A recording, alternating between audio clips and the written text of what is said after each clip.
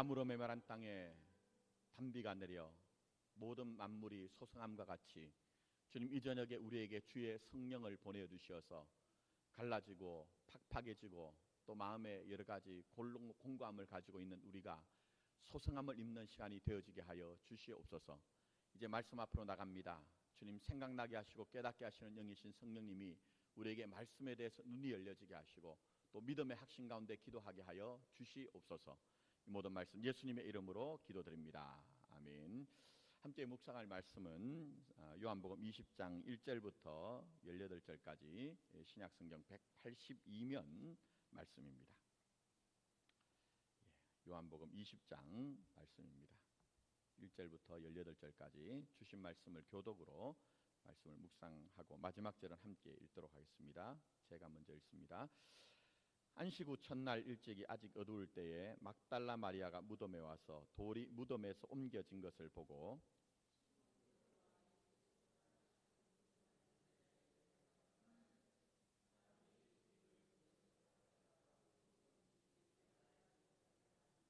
베드로와 그 다른 제자가 나가서 무덤으로 갈새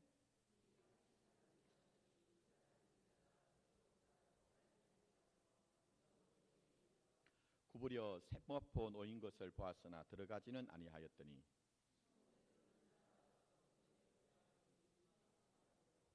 또 머리를 쌌던 수건은 세마포와 함께 놓이지 않고 딴 곳에 쌌던 대로 놓였더라.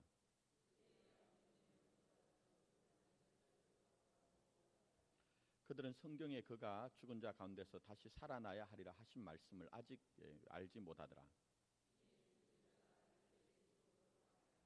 마리아는 무덤 밖에 서서 울고 있더니 울면서 구부려 무덤 안을 들여다보고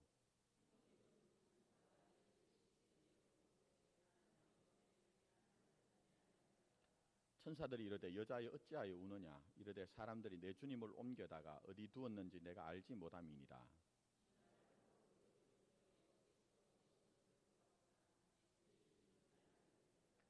예수께서 이르시되 여자여 어찌하여 울며 누구를 찾느냐 하시니 마리아는 그가 동산직인 줄 알고 이르되 주여 당신이 옮겼거든 어디 두었는지 내게 이르소서 그리하면 내가 가져가리다.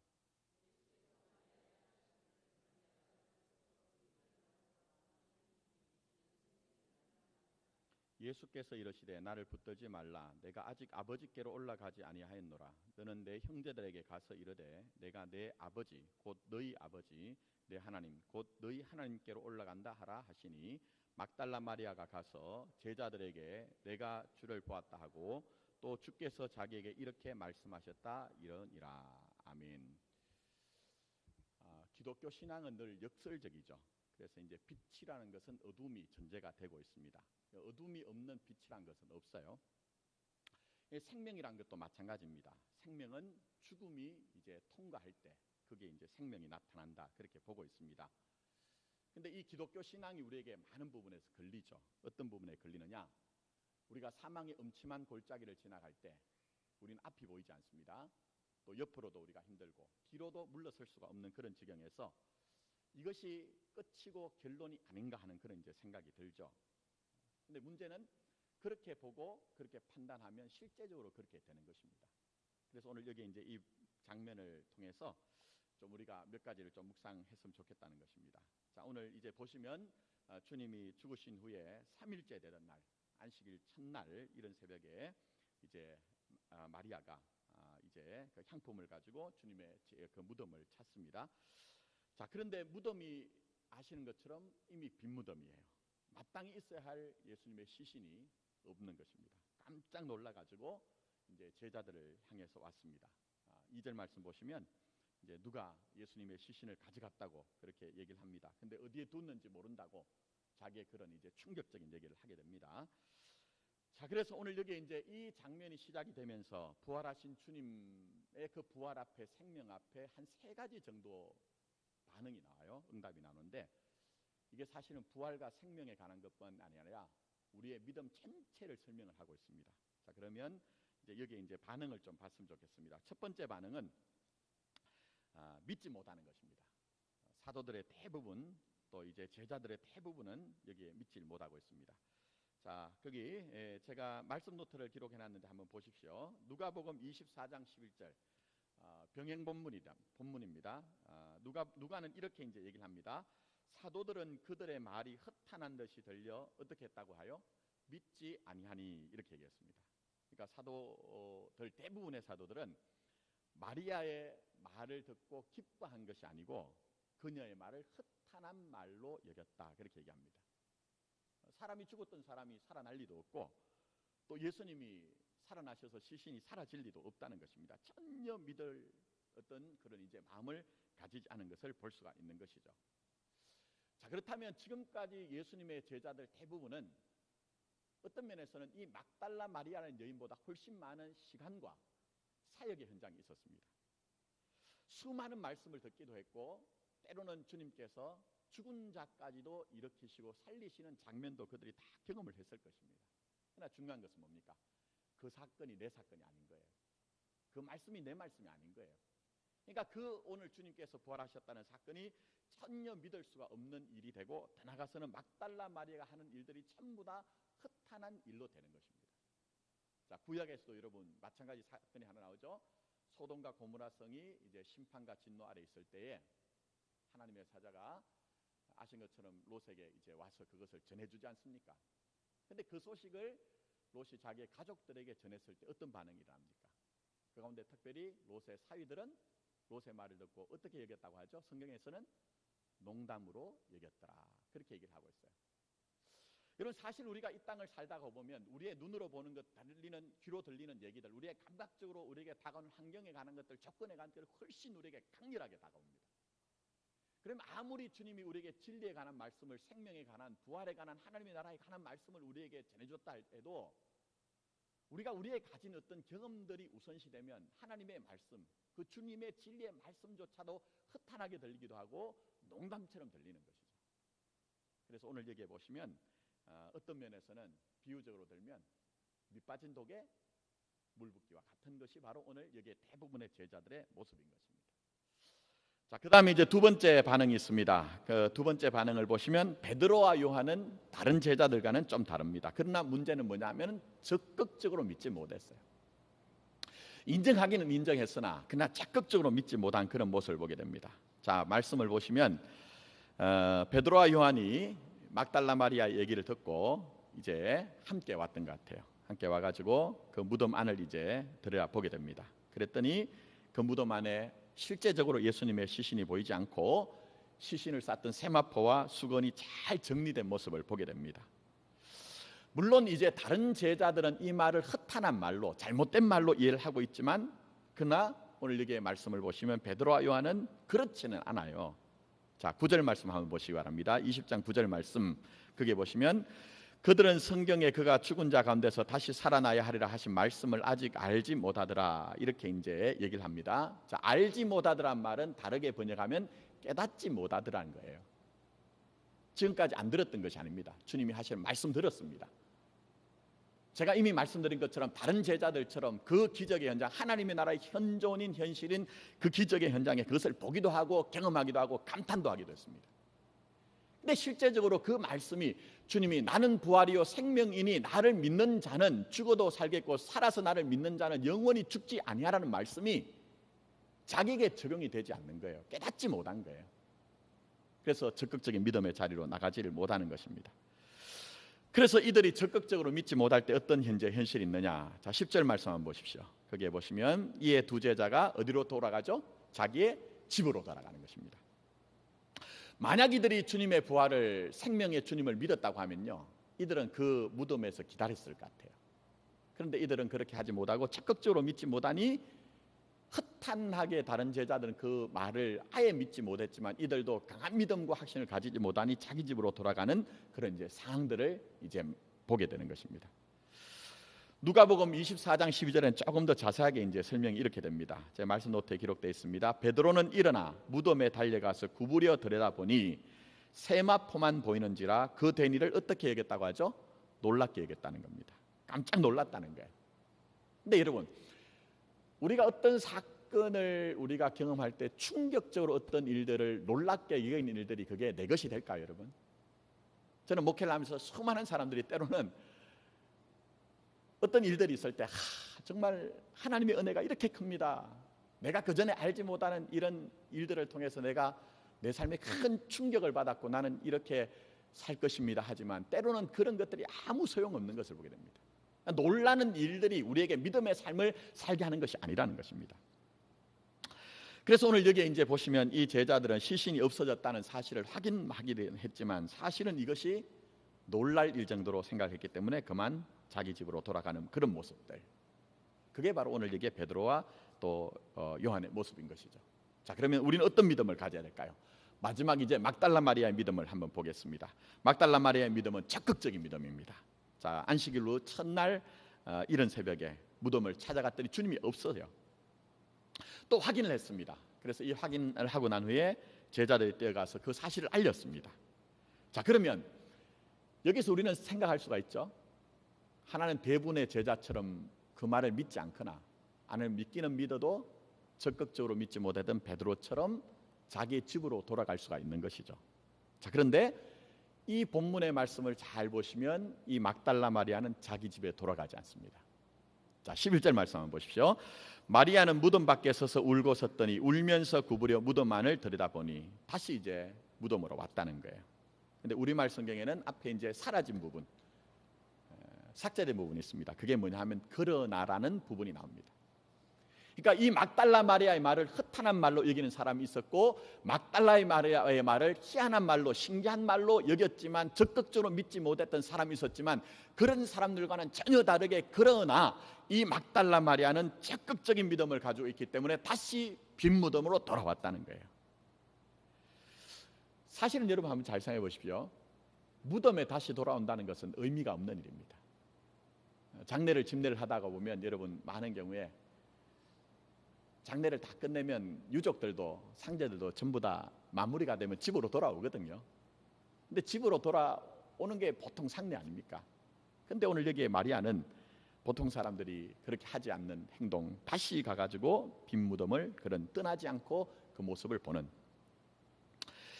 물론 우리가 여기서 하나 유추해 볼 수 있는 것은 있습니다. 그게 뭐냐면 왜 이 마리아가 자기 집으로 돌아가지 않았을까? 홀로 이 무덤 앞에서 서럽게 울고 있었을까? 물론 비탄의 마음도 있었을 거예요. 내가 그렇게 정말 너무나 비참한 삶을 살고 있었는데 내게 오셔서 나를 구원으로 생명으로 이끄신 그 주님이 그 시체조차도 찾을 수 없다는 그 비탄하고 애통한 마음도 있었을 거예요. 나 또 다른 그런 마음은 그것보다는 더 중요한 것은 다른 제자들이 믿지 못했던 예수는 부활이요 생명이라는 사실을 그런 마음에 담고 있지 아니하였나 하는 거예요, 여러분. 물론 요한이나 다른 이제 복음서의 저자들이 그것을 정확하게 드러내는 것은 아니지만 자기 안에 있는 그 부활의 신앙, 그 생명에 대한 신앙이 분명히 그게 오롯이 담겨져 있었기 때문에 다시 무덤을 찾지 아니하고는 배기지 못하는 그런 상태가 되지 않았느냐 하는 것입니다. 여러분, 우리가 우리의 삶의 현장에서도 주님은 늘 우리는 이런 믿음을 시험하는 자리에 세우십니다. 누구나 다 믿음을 가질 수 있으면요, 그건 참된 믿음이 아닙니다. 여러분, 해병대 저는 나오지 않았지만 해병대 나온 친구들이 늘 하는 얘기가 누구나 해병대가 될 수 있으면 해병대라고 할까요, 안 할까요? 아니라고 자기들은 자부를 하거든요. 믿음이란 것도 이 세상에 있는 사람들 모든 사람들이 다 그 믿음의 확신과 소유를 할 수 있다고 하면요, 진짜 믿음은 없는 거예요. 근데 주님이 늘 우리를 어디에 세우십니까? 마치 빈 무덤의 자리, 사망의 음침한 골짜기에 서는 자리, 그 말이 우리가 빈소리로 들리는 자리, 때로는 야, 그거 참 신기하다, 희한하다 하는 정도로 느끼는 그 자리. 그러나 어떤 사람은 생명으로 부활로 세워지는 신앙이라는 것은 결국 그 자리에서조차도 다른 사람들은 다 믿지 못하고 자기의 자리로, 자기의 집으로 돌아가는 그 자리에서도 다시 빈 무덤에 와서 주님을 기다리는 그 자리에 돌아오더라는 거예요, 여러분. 저는 오늘 이제 정교인 심야 기도회를 맞아서 더 많은 분들이 좀 기도의 자리에 나오셨으면 하지만, 그러나 주님을 믿는 믿음을 가지고 나온 여러분들이 이 빈 무덤에 돌아왔던 막달라 마리아와 같은 그런 믿음을 소유한 여러분이 되기를 원합니다. 다른 사람들은 전부 다 허탄하게 여기고 다른 사람들은 그냥 희한한 일 정도로 여기지만 나는 분명히 내 안에 부활이요 생명이신 예수를 믿음으로 말미암아 남들이 이해하지 못하지만 그 믿음의 자리로 여러분이 그렇게 그것을 지켜내는 그런 믿음이 되기를 원하는 것입니다. 자, 그러면 이제 결론을 이제 두 가지 정도 짧게 좀 내리도록 하겠습니다. 우리가 막달라 마리아를 통해서 몇 가지 좀 생각할 것이 있죠. 첫 번째는 발견하는 신앙이 되어야 됩니다. 그냥 우리가 무의미하게 습관적으로 믿는 것이 아니고요, 그죠? 발견하는 신앙이 되어야 됩니다. 오늘 이 마리아는, 막달라 마리아는 보시면 빈 무덤, 죽음의 자리에서 누구를 만나죠? 부활과 생명의 주님을 만납니다. 여러분, 우리도 마찬가지입니다. 우리가 살아가는 삶의 현장은요, 결코 녹록하지 않거든요. 예. 여러분, 이미 이 세상은 공중권세 잡은 자들이 장악하고 있다고 성경 얘기를 하고 있어요. 그 공중권세 잡은 자의 세력의 특징이 뭡니까? 사망을 가지고 여러분 우리에게 역사를 하는 거예요. 그래서 우리가 이 땅에 살아가는 사람들이 전부 다 겉모습으로는 다 괜찮은 것처럼 살아가지만 자기 안에는 사망의 역사이기 때문에 비탄과 탄식과 절망이 있는 거예요. 근데 정말 믿음을 가진 사람은 그 비탄과 절망과 탄식의 자리에서도 뭘 탐색을 하고 뭘 찾아내죠? 부활과 생명을 찾아내는 거예요. 여러분, 이게 끝이 아니다, 이게 절망이 아니다, 이게 결론이 아니다 하는 것을 아는 것이죠. 그래서 우리가 우리의 삶의 현장이 때로는 아무 생명이 없는 무덤과 같은 곳이 될 수가 있습니다. 그러나 막달라 마리아가 끈기 있게 그 생명의 주님을 기대했던 것처럼 우리는 주님을 그렇게 찾는다면 무덤이 변하여 그곳이 부활의 주님을 만나는 그 생명의 충만함의 자리가 바뀌어졌던 것처럼 우리에게 분명히 그런 역사가 있을 것이라는 것입니다. 자, 두 번째로 우리가 결론 내리는 것은 인내가 필요하다는 거예요. 인내가 필요하다. 여러분 한번 잘 보십시오. 제자들 먼저 대다수의 제자는 포기를 합니다. 베드로와 요한은 여러분 아신 것처럼 제자의 공동체에서 제일 핵심적인 사람들이었어요. 가까이 와서 보기는 봤으나 다시 포기를 합니다. 근데 막달라 마리아만은 끝까지 인내하며 끝까지 버텨냅니다. 그것은 마치 죽음의 세력 앞에서 생명 하나 부여잡고 그렇게 버텨내는 그런 모습을 지금 보여주고 있는 거예요. 여러분, 근데 중요한 것이 있습니다. 끝까지 인내하고 버텨내는 사람이 누구냐 하는 거예요. 끝까지 인내하며 버텨내는 사람이 누구냐? 저는 볼 때요, 사랑하는 사람이 버텨냅니다. 자, 여러분 한번 잘 보십시오. TV에 가끔 보면 불치병, 난치병을 앓는 아이들이 나와요. 그럼 그 아이들을 돌보는 사람들이 대부분 누구냐면 누굴까요? 그 부모들이에요. 부모들. 자기들의 생업도 포기하면서까지도 그 아이들을 어떻게 해서라도 포기하지 않으려고 하는 그런 모습들. 왜 포기를 하지 않을까요? 뭐 거기에는 우리가 답을 할 필요가 없는 것 같아요. 부모기 때문에, 사랑하기 때문에. 아니, 당신이 왜 그렇게 당신 자식이 지금 이미 다 의학적으로는 다 판정이 나가지고 포기를 해야 되는데 왜 그렇습니까? 그 이유를 말해 보십시오 해가지고 우리가 그것은 이해가 되는 게 아니에요. 부모이기 때문에, 내가 그 자식을 사랑하기 때문에 남들은 전부 다 포기하라고, 이제는 끝내라고 얘기를 해도 내가 그 자식을 지금 포기를 하지 못하는 게 부모의 마음인 것이죠. 그래서 이미 우리 하나님은 우리 자신에 대해서 그렇게 버텨주시고 인내하신 분이시죠. 시편 103편 13절에 아버지가 자식을 긍휼히 여긴 같이 여호와께서 자기를 경외하는 자를 긍휼히 여기시느니라, 그렇게 그랬어요. 또 이사야서 66장 13절에 어머니가 자식을 위로한 같이 내가 너희를 위로할 것인즉 너희가 예루살렘을 위로를 받으리니, 하나님이, 우리 주님이 이미 우리를 그렇게 사랑하셨다고 얘기를 하고 있어요. 그래서 이 사랑을 힘입은 이 막달라 마리아이기 때문에 다른 다수의 제자들이 먼저 이 무덤의 자리, 사망의 자리를 떠나가고 베드로와 요한조차도 자기의 집으로 돌아가는 그 자리에서도 끝까지 버텨내면서 나는 부활의 주님을, 생명의 주님을 만나야 되겠다고 얘기를 하는 것입니다. 그래서 우리도 받은 바 사랑이 있다면, 내 심장에, 내 마음속에 주님이 새겨주신 그 사랑이 있다면 어떻게 해야 될까요? 인내함으로 뭘 이루라고요? 구원을 이루어야 되는 거예요. 인내함으로 구원을 이루어야 되는 거예요. 그래서 이제 결론을 내립니다. 16절 말씀 한번 보십시오. 자, 16절. 자, 이렇게 이제 이런 마리아에게 주님이 말씀하십니다. 예수께서 마리아야 하시거늘 마리아가 돌이켜 히브리 말로 라보니 하니 이는 선생님이라는 말이라. 여러분, 이거 그냥 활자로 읽으니까 감격이 없죠? 근데 다시 돌아와서 빈무덤 앞에서 그렇게 울며 비탄에 젖어서 주님을 찾고 있는데, 그때 이 마리아에게 주님이 오셔서 마리아야 할 때 얼마나 감격스러웠을까요?